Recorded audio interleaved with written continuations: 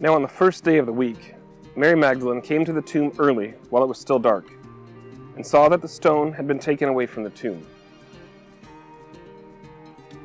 When Mary approached the tomb that dark morning, she assumed that Christ's body would be in that tomb.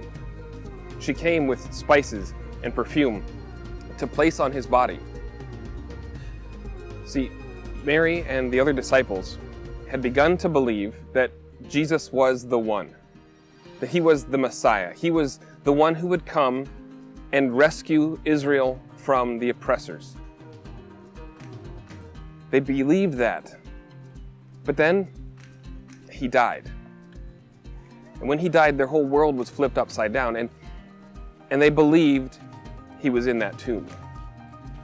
But on that early morning, when Mary approached the tomb and saw that that stone was rolled away, everything was thrown into chaos. She ran and told the other disciples, and they came back, and it became clear that everything from now on was going to be different.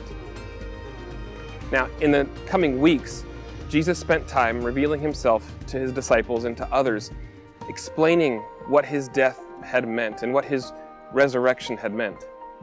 He explained how he was the Messiah. It had happened differently than they thought, but he explained how that was the plan. They began to understand that Christ's death and burial and resurrection was so much more profound than a political uprising or what they had come to believe the Messiah would accomplish. They learned that the relationship that was broken back in the garden was being rebuilt. That because of Christ's death, burial, and resurrection, the exile from God's presence was undone.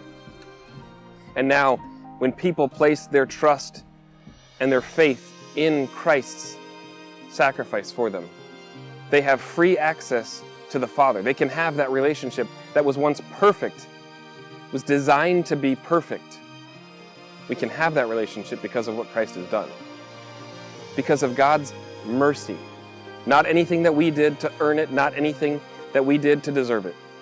Because of God's great mercy, we can have a relationship with him. Because of God's mercy,